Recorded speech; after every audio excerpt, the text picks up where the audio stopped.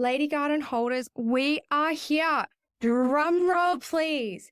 Get ready for your 101 course in horticulture. We are going to prune the hedges and celebrate the launch of High Tea with Lady V. And you guessed it, we're talking about my favorite topics, vaginas and hormones. And I know you're just as psyched as I am. It's as if my whole body is going to explode right now. And I am super dressed for this occasion. Sweatpants and a t-shirt. Fuck, do I love podcasting. And who wants to be wearing tight-fitting clothes around their waistlines at this time of month or time of life? I was just talking to a friend and she suggested there needs to be some pants for menopause, like in pregnancy, but just not like sweatpants, nice pants that are comfortable. Muffin top friendly.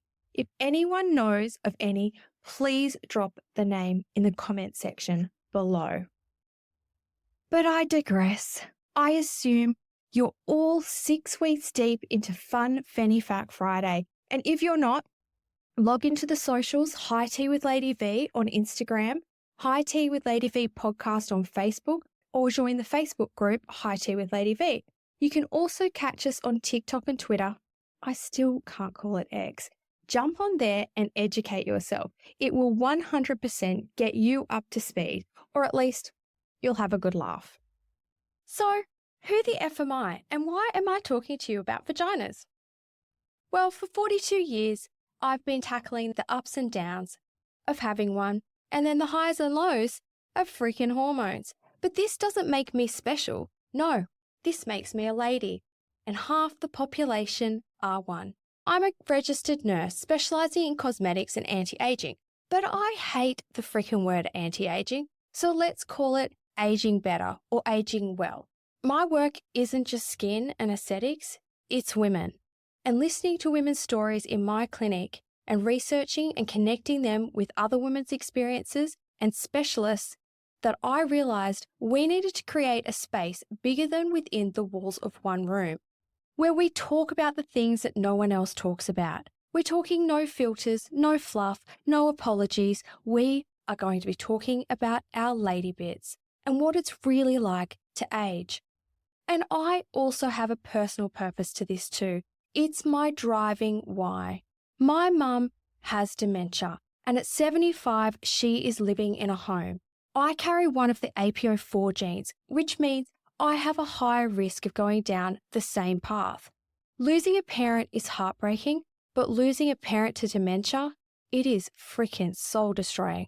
So I have been on a mission, deep diving into learning everything I could about aging and wellness and aging well as a woman. We are talking brain health, hormones, wellness, new science and research, other women's stories of triumph and despair. I am deep in the trenches, and what I have learned is nothing short of fascinating. And sometimes it's actually really freaking disappointing, and it needs to be shared because there are some amazing breakthroughs happening in this space, and we all deserve to know about them. So why vaginas? Why hormones? And why am I so obsessed? For the past 42 years, like many of us vagina owners, we have been learning what it means to have one. And over the time, I've realized I haven't really been told much. How to navigate it, how to use it, what it's made up of, what it actually does beyond birth a child, the list of ailments one can acquire when they own one, and why. We probably don't even look at it until our gynecologist hands us a mirror and tells us to look and push simultaneously, a sight I know I'd rather not have burned into my retinas. And whilst we're navigating our vaginas, alongside them we are navigating our hormones too. And isn't that a freaking roller coaster that sometimes we prefer not to be on? But before I delve into the anatomy of vaginas and the freaking hassle of hormones, I'm going to ask you to think about what you were taught at school in those pivotal and formative years and what it meant to have a vagina, anatomically, medically, and emotionally. If you were born in the 70s, 80s, or probably the 90s, and maybe the early 2000s, I really hope we've progressed a little since then. I'm assuming your lady garden education was just like mine. Don't get pregnant. Don't let anyone touch it. Sex is for men. And did I mention, don't get pregnant? Oh, and don't forget, you've actually got a vagina too. And if you were one of the lucky ones in PDHPE classes, so personal development, health and physical education, you were also informed that you had a cervix, a uterus, some ovaries, maybe fallopian tubes, and some other things that you really didn't have to worry about until you were pregnant. But don't get pregnant. And then we also learned that one day our lives would change forever. And we would get our dreaded period. No longer were we innocent or naive. All of a sudden, we are thrust into womanhood, and probably before we were ready. At 12, 13, 14, 15, 16, what the F did womanhood really mean? As any 12-year-old from the 70s and 80s would remember, the general consensus on this transition was we would get our period. We would bleed for 5 days or so, but don't be alarmed. You're not going to die. And this will happen every 28 days or so until they stop. When you're like so old, like 40 or 50 or something, and you're probably washed up by then, and then you can't get pregnant. And as if you would be even having sex at that age. Oh my God, old people sex, gross. So that pretty much sums up the total education that we received in the 80s. And bless the 80s. I wish it was that simple. And then we were sent on our merry way to navigate tampons and everything else in between on our own. This transition was not celebrated, more frowned upon. Oh, she's already there? Educated and talked about? Oh no, you got the memo above. That's all you needed to know, right? And if that's not enough that we are confused, embarrassed, and some of us ashamed of these unspeakable periods and the changes happening in our bodies, the jokes begin about how moody we are. Our families start to quietly whisper, she's on her period. And this second part really pisses me off, especially as a perimenopausal woman in her 40s navigating hormones all the fuck over again. We get our period and all of a sudden our emotions can be boiled down to that time of month. We no longer feel that they have any validity whatsoever, and everyone reins in on the period parade. Somehow, overnight, our emotions are no longer ours. They now belong to our period. And for the next 30 or 40 so years, we go on not really knowing much about our lady gardens, our cycles, our bodies. We just learn along the way of what's normal, what's not normal, and what it's like to become a lady. So this is why, my lady garden friends, we need to talk about our vaginas, our vulvas, our genitourinary system, and work out what the fuck they actually do and why it's important to understand these parts of the anatomy, not only anatomically, but functionally and mentally. We, my ladies, are going to get pussy educated. But first, I would love to read you a passage from the book Pussy, a Reclamation by Regina Thomas Hewer. I want you all to really absorb and ponder the message in this passage for just a moment and reflect on it. Regina writes, the solution for the epidemic of powerlessness among women, which neither great success nor higher education is able to solve, is simple. Just reconnect a lady to her pussy. It's the source of each woman's connection to her own life force, her voice, her sense of internal power. When a woman connects to her pussy, she's actually turning on her life force and connecting to her divinity. So let's break this down. There is an epidemic of powerlessness among women. It's not solved by achieving higher education, nor is it found in women's success. Women are lost. Who can relate to this?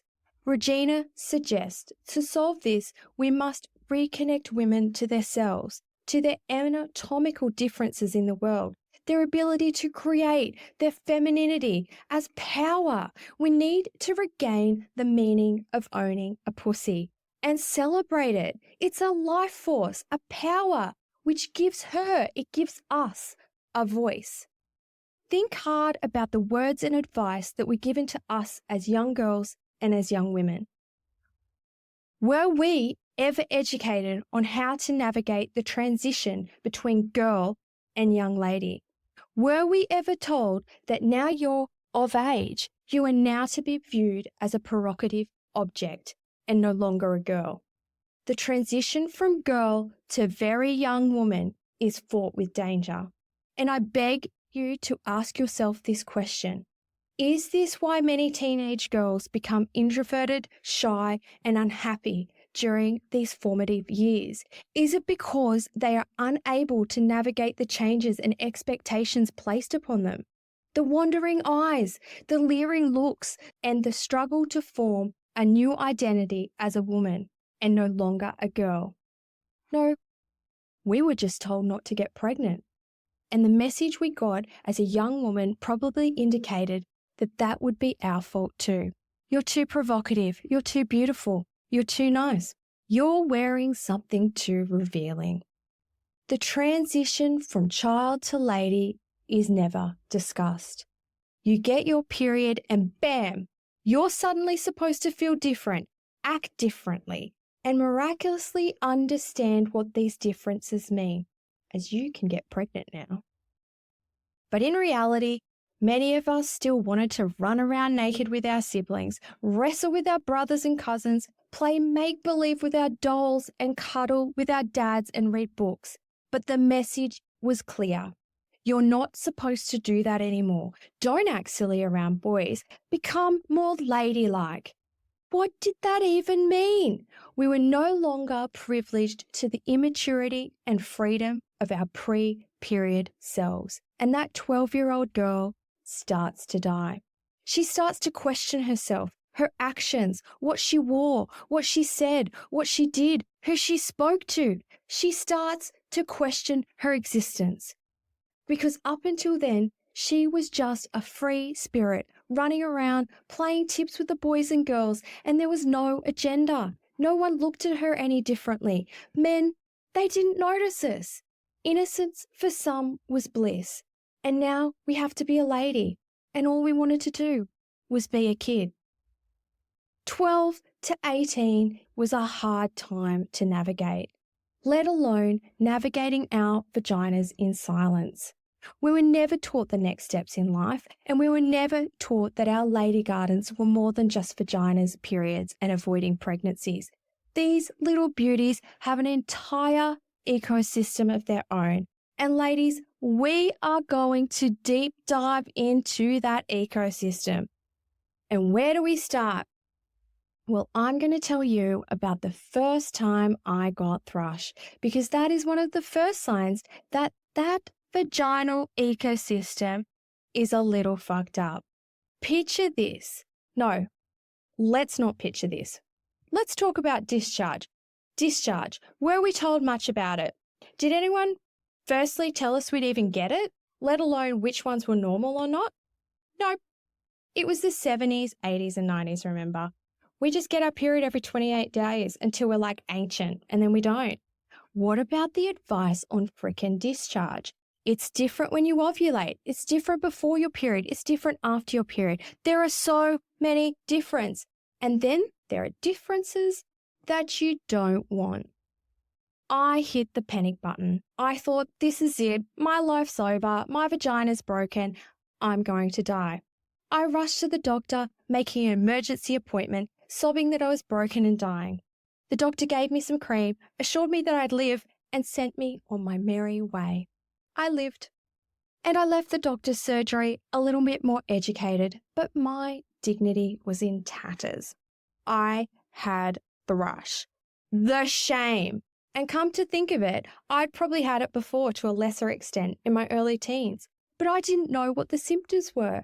Gosh, this has probably affected almost every woman on the planet over the age of 13. However, back then, I didn't know what it actually was. But ladies, what I did know was how to avoid to get pregnant. Of course I knew that. And of course I knew about STDs. Don't get those. Wait, was thrush an STD? Shit, I have an STD? Like, was that even possible? Shit, I rang the doctor. Rest assured, no. Thrush is not an STD. Just in case you needed clarity on that, it's a fungal overgrowth of candida, which actually lives naturally in the bowels and some small numbers in the vagina. And when that little ecosystem is out of whack, we sure know about it. Wet swimmers, heat, menstrual cycle changes. There are those pesky hormones again.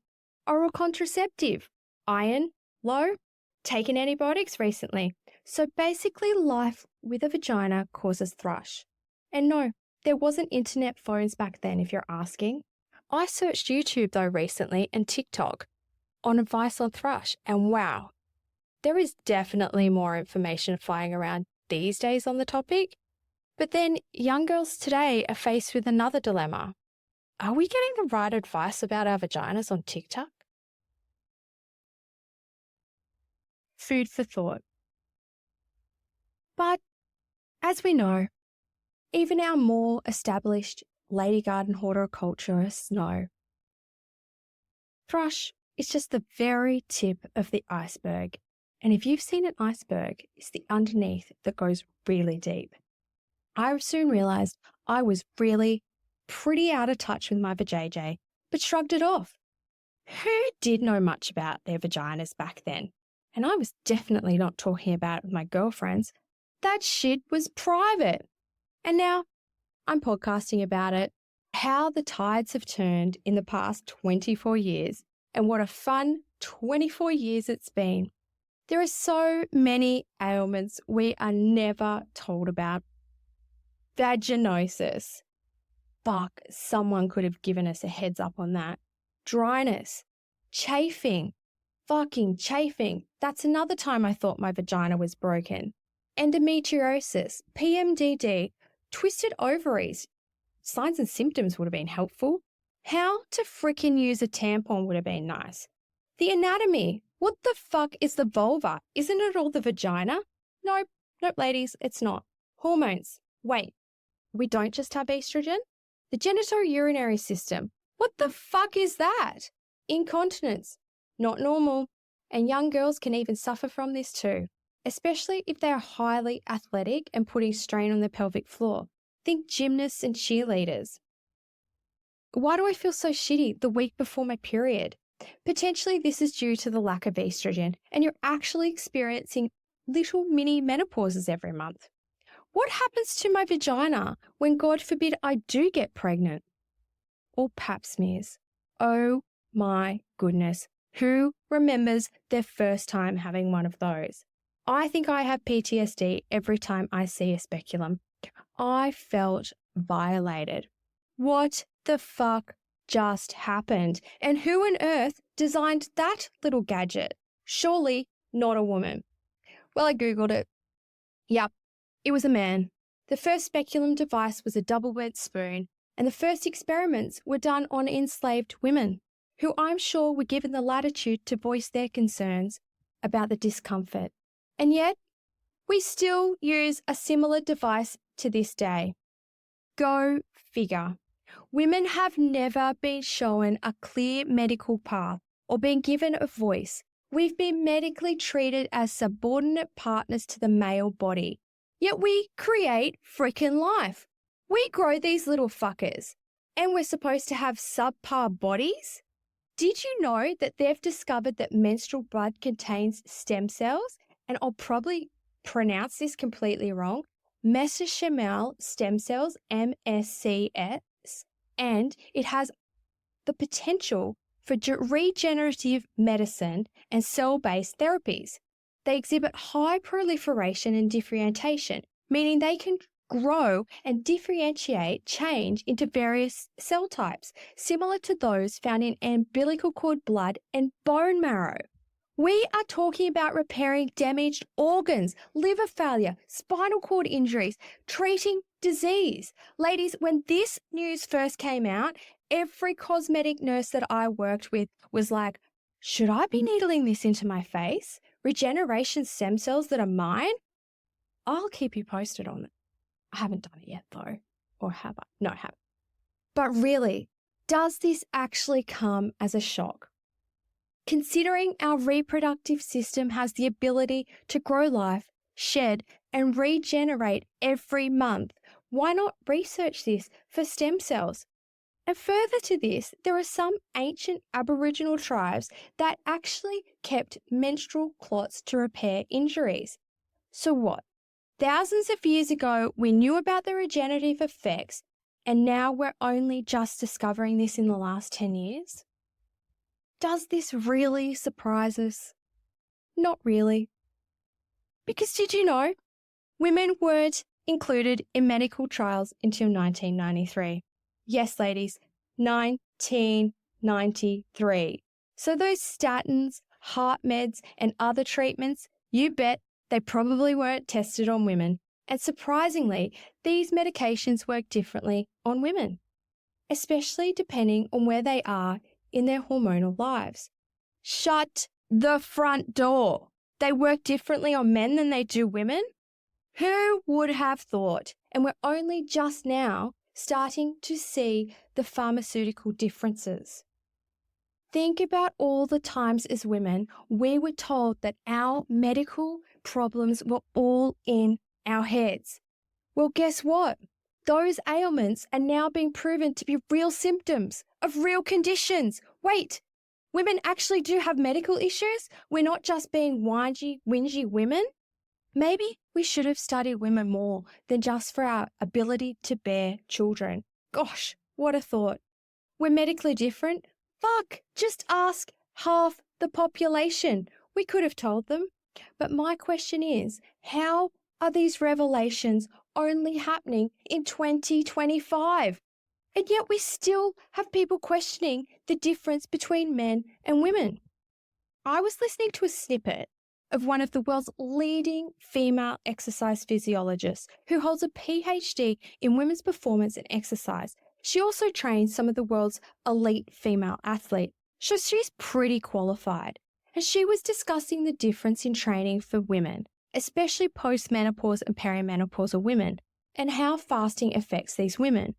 Among the thousands of comments were men chiming in, trying to debunk her expertise as an elite female trainer because they had spent a few days in the gym bodybuilding and now they considered themselves PhD specialists in female training. I don't think they were even considering that they can't grow babies or that they don't get their periods, or maybe they didn't realize the talk wasn't about men. Stop it. It wasn't about them. I will wash my mouth out. Apparently they knew more about female training than the expert female exercise physiologist. They couldn't just stay in their lane. And to this point is what is wrong with the medical system. Men think they know more about women's bodies and have had us second-guessing ourselves for years. Oh, you can't feel that. Like, science doesn't suggest that that can happen. It must be psychosomatic.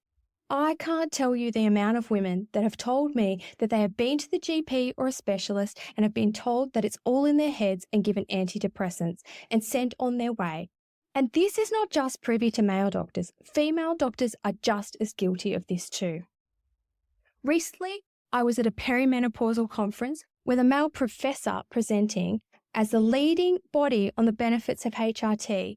When he was asked about the timing of HRT for women in their early 40s who have regular but somewhat shorter periods, however, were experiencing an array of other perimenopausal symptoms such as sleeping difficulty, genitourinary issues, and mood disorders, he informed us that they should just go on to antidepressants for mood disorders or the pill because she could get pregnant still.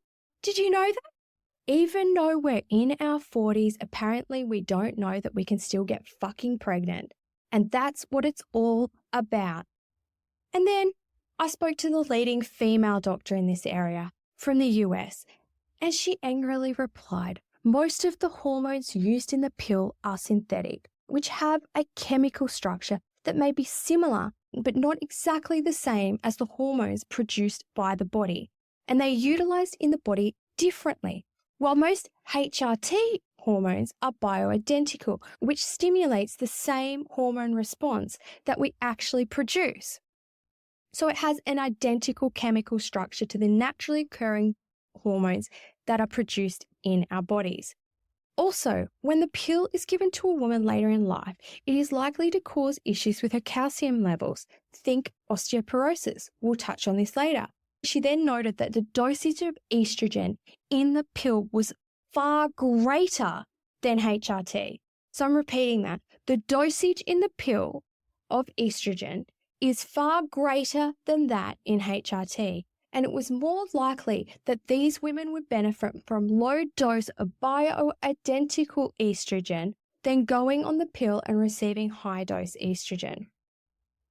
She would also benefit, if she had a uterus, of going on to progesterone.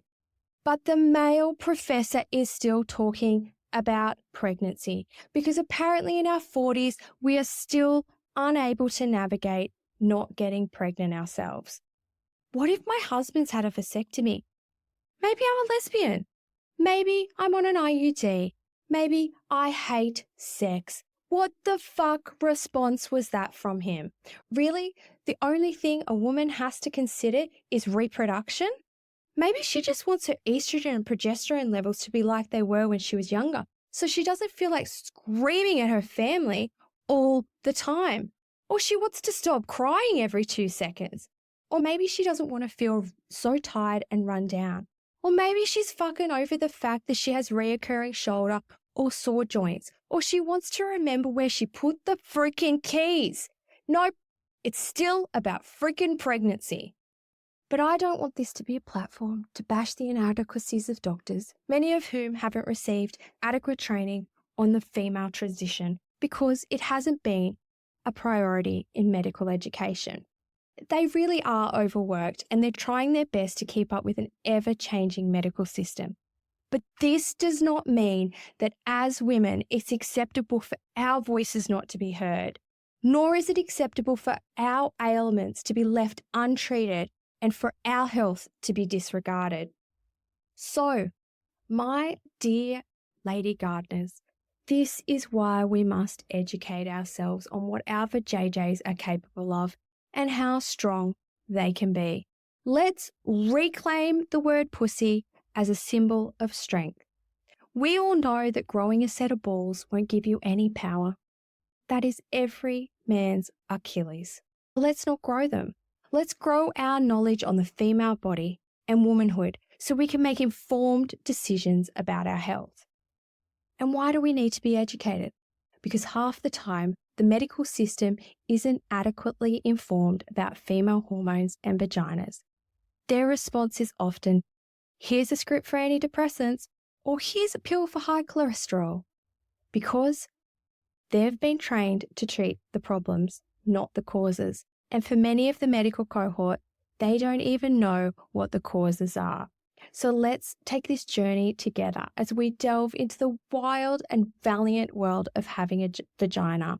They are vivacious, valiant, vibrant, vigorous, versatile, vulnerable, virtuous, vivid, and victorious. Knowledge is power, power is wisdom, and a wise vagina is an informed vagina. Together, we are changing the narrative around having a vagina.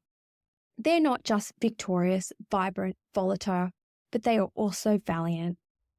I'm Lady Garden, pussy, fluffy, hoo-ha proud. And if you have a vagina, own it. And if you're listening all the way to the end of this podcast, you should be fucking pussy freaking proud too. My goal is to bring a voice to the owners of vaginas and bridge the gap between scientific and medical language and put it into terms that we can all understand.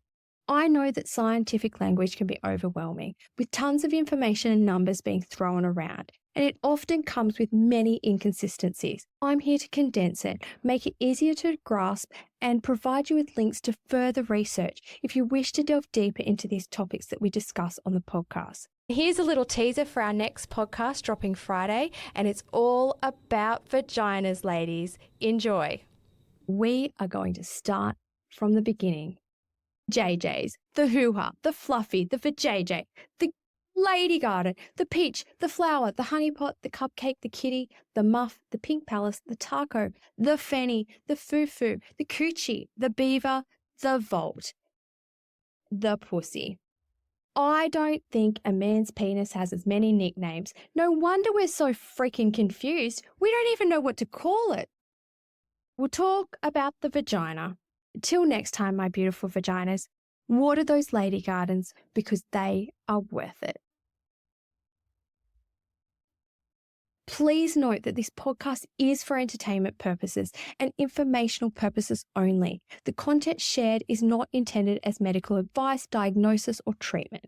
Always consult a qualified healthcare provider for any medical concerns or before making any health-related decisions. The views and opinions expressed on this podcast are those of the host and guests, and it does not represent those of any medical organization or institution.